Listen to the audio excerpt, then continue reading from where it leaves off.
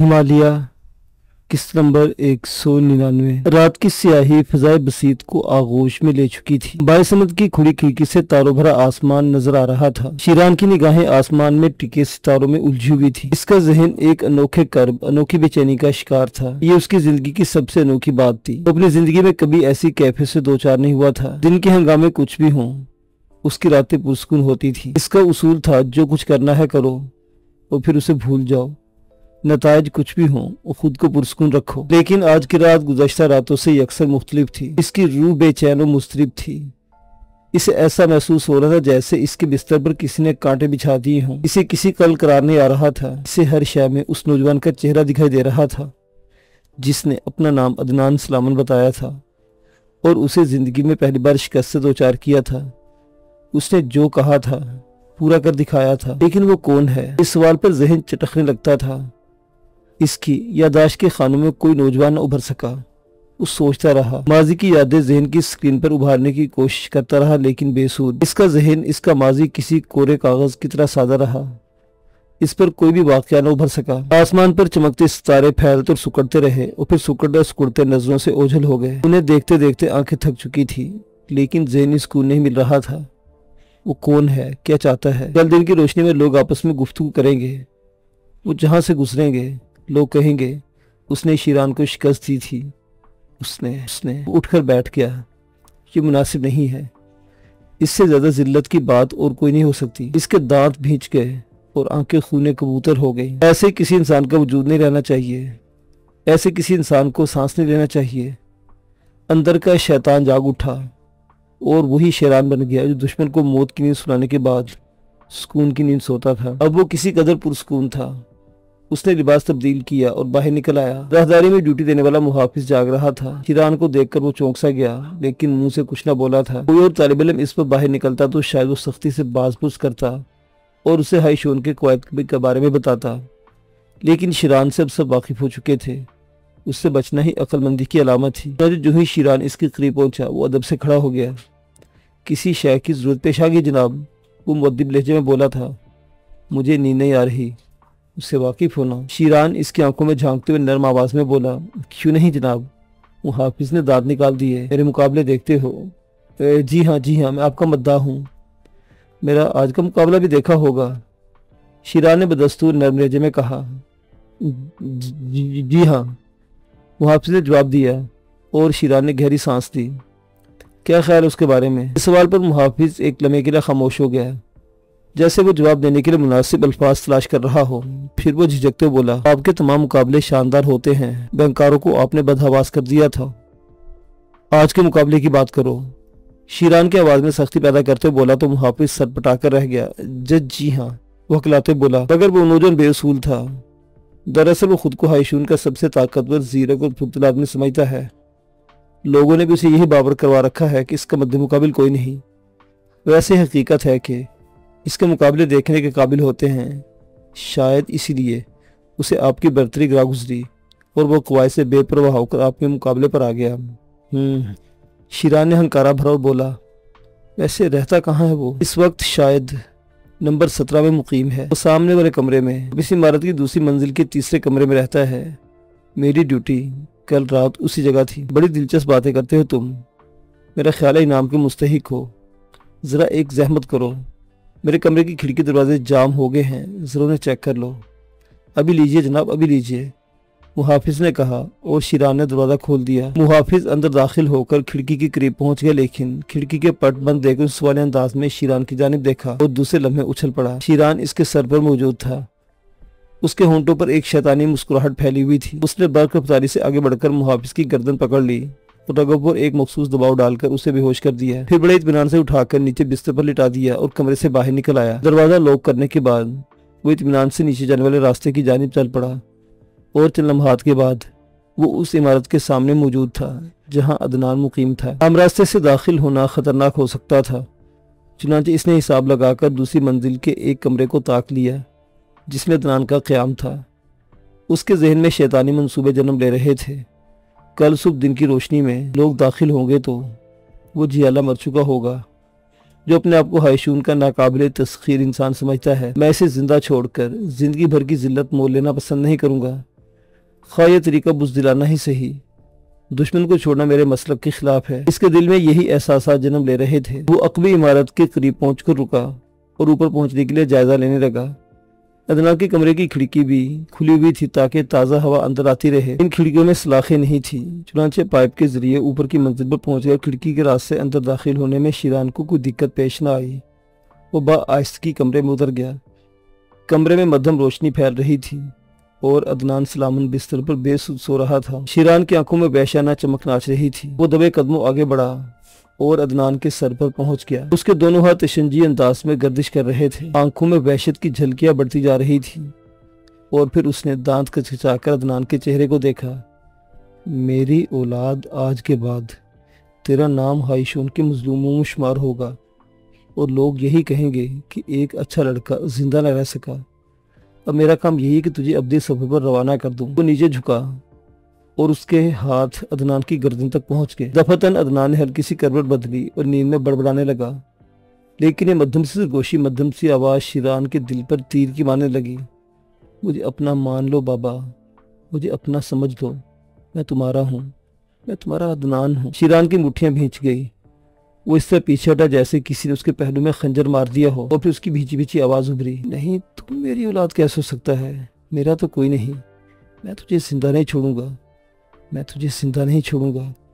عدنان چت لیٹا ہوا تھا، اس کا چہرہ شیران کے سامنے تھا۔ ایک بار پھر وہ عدنان پر جھکا، لیکن فوراً ہی ٹھٹک کر رہ گیا۔ اسے اپنے بدن میں تناؤ سا محسوس ہوا۔ وہ ہاتھ بڑھا کر خوابیدہ عدنان کی گردن دبوچ لینا چاہتا تھا، لیکن کوئی طاقت اسے ایسا کرنے سے روک رہی تھی۔ اسے اپنے ہاتھ بے جان سے محسوس ہوئے۔ اسے یوں لگا جیسے عدنان کو ہلاک کرنا اس کے بس میں نہیں ہے۔ اس نے جھنجھلا کر دونوں مٹھیاں اپنے چہرے پر ماری، اپنے بال نوچے اور انتہائی بے بسی سے عدنان کو دیکھنے لگا۔ لعنت ہو تجھ پر، لعنت ہو، کیا تو جادوگر ہے؟ کون ہے تو؟ وہ آہستہ سے بڑبڑایا، لیکن جوانی کی نیند اس آواز سے نہ ٹوٹی اور شیران کچھ فاصلے پر پڑی ایک کرسی پر بیٹھ گیا۔ وہ اپنے حواس مجتمع کر رہا تھا۔ جب بھی اس کی نگاہیں عدنان کے چہرے کی طرف اٹھتی تو وہ دوہری کیفیت کا شکار ہو جاتا تھا۔ وہ اسے ہلاک کرنا چاہتا تھا اور اس پوزیشن میں بھی تھا، لیکن پھر بھی بے بس تھا۔ وہ تقریباً 45 منٹ تک کمرے میں بیٹھا اذیت ناک مراحل سے گزرتا رہا، اور اس کے بعد جب اسے احساس ہو گیا کہ وہ سب کچھ نہ کر سکے گا جس کے لیے انتہائی کوشش کر کے یہاں تک پہنچا ہے، تو نڈھال انداز میں اٹھا اور کمرے کی کھڑکی کی جانب بڑھ گیا۔ پھر پائپ کے راستے نیچے اترنے کے بعد تھکے تھکے قدموں سے اپنی قیامگاہ کی جانب چل پڑا۔ D3 کو اچھی طرح احساس تھا کہ وہ کس مصیبت میں گرفتار ہو چکا ہے۔ ڈپارٹمنٹ ڈی کے تحت اس نے بہت سے کارنامے انجام دیے تھے اور اس کا شمار ان لوگوں میں کیا جاتا تھا جو نیک نامی کی بہت سی منازل طے کر چکے تھے۔ جو تربیت اسے دی گئی تھی اس کے تحت اس کے لیے سب سے بڑا اعزاز یہی تھا کہ وہ اپنی زندگی کو کم از کم 1 کروڑ تک لے جائے۔ کروڑ کا ملنا خاندانوں کی تحفظ کا باعث بن جایا کرتا تھا، اور اس کی آخری آرزو یہی تھی کہ کسی بھی طرح وہ اپنے آپ کو اس کا اہل ثابت کر دے۔ لیکن بعض ذمہ داریاں ایسی ہوتی ہیں جو انسان کے بس سے باہر ہی محسوس ہوتی ہیں۔ اس وقت بھی کچھ ایسے ہی حالات تھے۔ جنرل ڈی جیسا درندہ صفت اور بااصول انسان جو ناکامی کو برداشت کرنے کا تصور بھی نہیں کرتا تھا، اس کا انچارج تھا، اور اس بار اس نے ایک ایسی ذمہ داری اس کے سپرد کی تھی جسے انجام دینا D3 کے لیے کافی مشکل ثابت ہو رہا تھا۔ واقعات ابھی تک جس طرح پیش آئے تھے ان کے تحت اسے یہ امید تھی کہ اپنی کوششوں میں کامیاب رہے گا، لیکن یہ عدنان سلامن ایک نیا شوشہ اٹھ گیا تھا۔ شیران کے تعاقب میں یہاں تک آنے والا کون ہو سکتا ہے؟ کم از کم اس کے بارے میں کچھ نہ کچھ معلومات تو حاصل ہو جائے۔ لیکن تمام تر کارروائی کے باوجود D3 مطمئن نہ تھا۔ چنانچہ فوری طور پر اس نے فیصلہ کیا کہ سب سے پہلے اس مشتبہ عمارت کو خالی کر دیا جائے جو اب کسی کی نگاہوں میں آ چکی ہے۔ بے شک یہاں اس کی حیثیت مستحکم تھی اور وہ خاصی مضبوط بنیادوں پر یہاں قیام کیے ہوئے تھا۔ کم از کم مقامی حکومت کو اس کی طرف سے تشویش نہیں ہو سکتی تھی، لیکن اس کے باوجود خوفزدہ تھا۔ چنانچہ اس نے اپنے تمام آدمیوں کو خصوصی طور پر ہدایت جاری کی، جس قدر ممکن ہو سکے خود کو محدود رکھو، یہاں کی رنگولیوں میں مصروف ہونے کی ضرورت نہیں، کوئی بھی شخص تم سے تمہارے بارے میں معلومات حاصل کر سکتا ہے۔ چنانچہ ایک بھی آدمی تنہا کسی جگہ باہر نہ جائے، اور نائٹ کلبوں اور ایسے ریستورانوں سے دور رہنے کی کوشش کی جائے جہاں کوئی خطرہ درپیش ہو سکتا ہے۔ اس کے علاوہ ہائشون میں مقیم لوگوں سے مسلسل رابطہ رکھا جائے اور انہیں مجبور کیا جائے کہ وہ جلد از جلد عدنان سلامن کے بارے میں پوری رپورٹیں مہیا کریں یا پھر اسے ہلاک کر دیں، लेकिन ये दूसरे कदम के तौर पर किया जाना है ताकि दिक्कत पेश ना आए। ये तमाम हदायत जारी करने के बाद उसने खुद को किसी कदर पुरस्कून महसूस किया था, लेकिन सुकून शायद उसकी तकदीर में ही ना था। इस कार्रवाई के तीसरे दिन उसे खौफनाक इत्तला मिली और वो दहशतज़दा हो गया। हाशोन में मुकीम दोनों आदमियों के बारे में उसे रिपोर्ट मिली थी कि वो पुलिस की तहवील में है और पुलिस ने उन्हें हाशोन के एक शख्स को लूटने के इल्ज़ाम में गिरफ्तार किया है। ये सब कैसे हुआ? वो मुतवहिश लहजे में बोला था। इसके चेहरे पर हैरत के साए फैले हुए थे। उसे यकीन नहीं था कि इसके आदमी इतनी आसानी से धर लिए जाएंगे। हाशोन के अंदरूनी मामलात का इल्म तो हमें नहीं जनाब, लेकिन बहरतौर पुलिस डिपार्टमेंट से ही पता चल सका है कि इन दोनों अफराद को हाशोन ने बजाते खुद पुलिस के हवाले किया है और इल्ज़ाम इन पर यह है कि हाशोन के कवायद की खिलाफवर्जी करते उन्होंने एक मुजरिमाना हरकत भी की है, यानी एक शख्स को हलाक करने की कोशिश की और उसे लूटने का मुजरिमाना फेल। वो दोनों क्या पागल हो गए थे? क्यों किया उन्होंने ऐसा? वो गुस्से से सुर्ख हो गया, फिर कुछ सोचते बोला, खैर ये बताओ कि उनके पास ट्रांसमीटर मौजूद हैं? अब कुछ नहीं कहा जा सकता जनाब, क्योंकि वो पुलिस की तहवील में है। मुमकिन है पुलिस ने उनसे तमाम चीज़ें ले ली हों। मुझे मास्टर ट्रांसमीटर दो। D3 ने कहा। फौरन इसके सामने एक चकोर बॉक्स लाकर रख दिया गया जिसमें बारीक सुइयां, डायल और हिंद से बने हुए थे। नीचे बटन भी लगे हुए थे। उसे एक बटन दबाया और इंतजार करने लगा। हल्की हल्की आवाज़ें सुनाई देती रहीं। इसके बाद एक भराई हुई आवाज़ उभरी। बेंजामिन बोल रहा हूँ। तुम किस पोजीशन में हो? उसने सवाल किया। जनाब अली, शायद हमारे बारे में आपको मालूम हो चुका होगा। दरअसल हम लोग। तुम किस पोजीशन में हो? D3 ने गुर्राहे हुए लहजे में पूछा। हम पुलिस लॉकअप में हैं और पुलिस हमसे ये मालूम करने की कोशिश कर रही है कि हमारा ताल्लुक जराइम पेशा अफराद के किस गिरोह से है।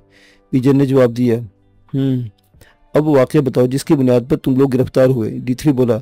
जनाब, दरअसल हम लोग उस ख़तरनाक आदमी से इसके बारे में मालूमात हासिल करना चाहते थे, लेकिन लगता जैसे वहाँ इसके और भी साथी हैं और फिर बजाते खुद भी वो एक बेहद ख़तरनाक इंसान है।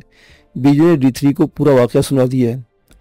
बीजन हालात बताते हैं कि तुम खतरात में घिर गए हो। तुम जानते हो कि इस किस्म के ख़तरनाक हालात में घिरने के बाद सूरत हाल क्या हो जाती है। जनाब अली, हम पर रहम की दरख्वास्त करते हैं। हम इंतहाई कोशिश करेंगे कि पुलिस को मुतमईन करके यहाँ से निकल आए, और इसके बाद जनाब अली हम ये कोशिश करेंगे कि बीजान मुझे मशवरे दे रहे हो तुम, क्या तुम ये चाहते हो कि तुम्हारे साथ साथ ख़ानदान भी ताब का शिकार हो जाए? क्या अपने घरों के लिए कुर्बानी देना अच्छी बात नहीं है? तुम्हारे पास कैप्सूल मौजूद होंगे। बेहतर है कि तुम दोनों खुदकुशी कर लो। तुम कवानीन जानते हो, अगर तुम्हें कत्ल करने की नौबत पेश आ गई तो तुम तनहा कत्ल नहीं होगे। रहम कीजिए जनाब, रहम कीजिए। ये मामला अभी सिर्फ आप तक है।